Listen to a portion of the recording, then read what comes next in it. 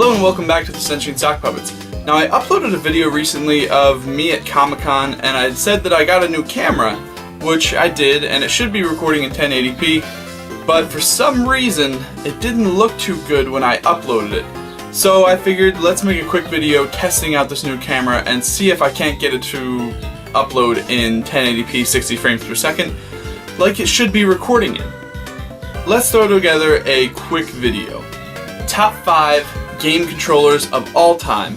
Now, this is going to be based mostly off of design, feel, and a little bit of nostalgia for one of these. Before we get into it, let's take a look at 3 controllers that are definitely not going to be making it on this list because I think they are some of the worst. So like I said, let's start off with 3 controllers that definitely are not making on this list because they are pretty darn bad. First up, the Sega Master System controller. Instead of an A and B, it had 1 and 2, which I kind of liked, but this D-pad is terrible. It squeaks, it's really shallow, and you can press the whole thing down right in the middle. I hate this controller. This came out and was in competition with the NES, which arguably had one of the greatest controllers of all time. The D-pad is one of the best I've ever felt. Good start and select buttons instead of having nothing here, and you had to press a button on the console itself, pause it. Similarly, the TurboGrafx was out. And while I still haven't played a game on this, just by feeling it, the D-pad feels better, while this one still feels a little shallow. And the 1 and 2 buttons feel pretty good as well. And guess what? It has a select and run, which pretty much works as start from what I understand. But this thing has built-in turbo buttons. I've never seen that in a console, and while I can't say how this thing actually works because I haven't played it, I guess you can say that this is an honorable mention. Now this next one may make a few people mad. It's going to go to the Sega Dreamcast controller. I love the feel, I love the look, and I love that you have to put the memory card into the controller itself, but this thing has some pretty bad controls. Pretty sure it was the first console with pressure-sensitive triggers, but guess what? My triggers don't really work. The L doesn't work at all, and the R doesn't work very well. The buttons feel a little good, not great. The D-pad is terrible, one of the worst that I've ever felt. It wouldn't feel as bad if it wasn't so tall, but it sticks off the console very far, and there's a lot of travel to it. Similarly, the analog stick feels really weird. It has the weird click to it as it goes around. If you can hear that. But I really don't like this controller. I'm sorry. Now we are on to the 3rd dishonorable mention. And it is not this. This is one of my favorite controllers, but it is not making did not make it on the list. It feels great. It has 1 button, and it's just a great throwback to simpler times in gaming. This, however, is the worst controller ever made. I like the form factor, and I like the idea of having the numerical keypad on the bottom, but it would be great if it worked. Was able to fix my Atari 5200 console itself. This will never work again as far as I'm concerned. The fire buttons don't work, none of these buttons work, none of these buttons work. The only thing that works is this terrible, terrible joystick that doesn't even auto-center. Imagine you're playing a game like Pac-Man, you have to actually push it back yourself into the reset position. It has this weird nub that you can put your thumb into it, but it's so tall it just doesn't feel comfortable. I know what you might be saying, this controller looks like it's in bad shape, but so why not just get a new controller? 1, these controllers are notorious for just breaking because they are so terrible, and 2, a working one costs about $60 to $70, and even then, that's only going to last you for a few months, depending on how much you play it. The worst part is, on most Atari consoles, you can plug in other game system consoles to play them. Like the original Atari joystick, you can actually plug in a Sega Genesis controller to it. But this is the only controller that you can use. There was never a third-party one made that you can use that still works, and no one has made one since.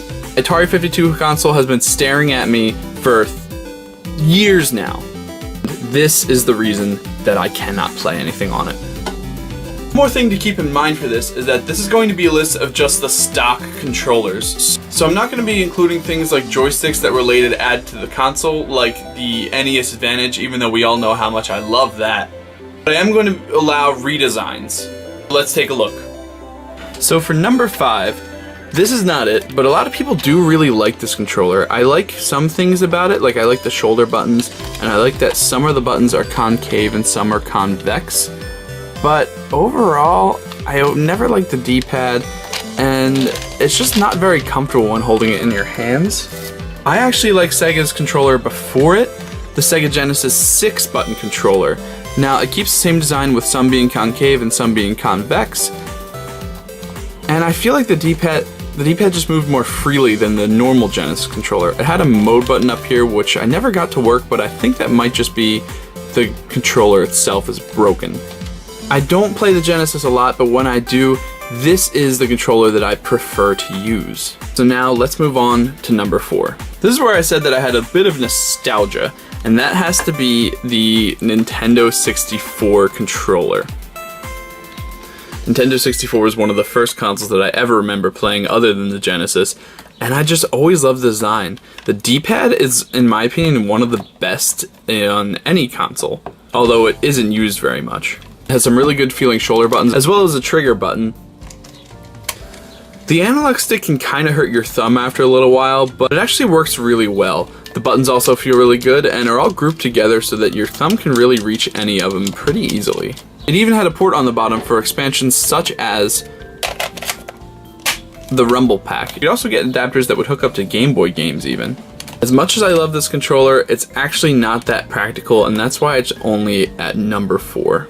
Number 3 is actually going to go to a game console that I just got in this past year, and that's going to be the original Xbox controller. I really don't like the 360 controller, but this one I've just always loved. Fortunately, these sticks are a little bit worn down, so it doesn't have the nubs that it used to, but it is there, and you know it's an Xbox controller when you play. Buttons feel really good, and I actually really like having this extra set of the white and black buttons here, and some really clicky start and select buttons that you definitely won't be hitting on accident, even though they're placed right where your thumb goes. The D-pad doesn't work too well, but it's much better than the 360s. It even has a port similar to the Dreamcast where you could put in memory cards to transfer data from game to game, because the Xbox was the first console ever to have a built-in hard drive.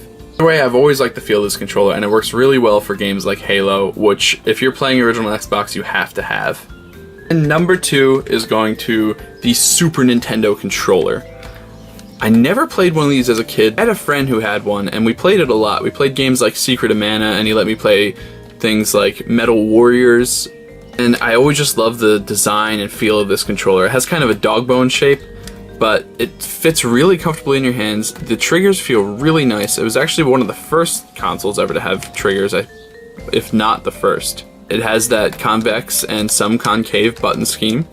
2 really good feeling start and select buttons that actually hold up over time.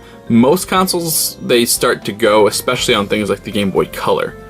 And the D-pad is fantastic. Not quite as good as the N64's, but still really good.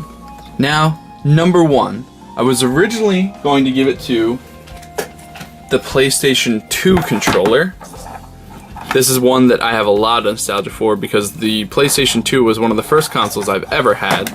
But then I realized that they corrected everything that was wrong with that controller with the DualShock 3. It had much looser analog sticks, better feeling buttons, and the triggers, which a lot of people hate on, but I always really liked them.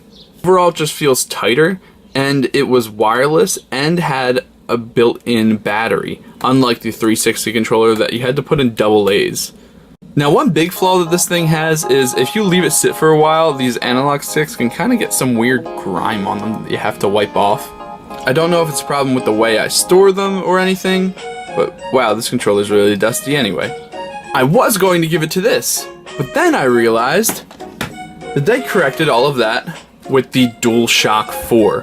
When I originally got my PlayStation 4, I hated this controller, but it really slowly grew on me. The grips feel much better than the really short grips on the DualShock 3. The pad feels great, the analog sticks feel great, and they don't get that weird grime on it.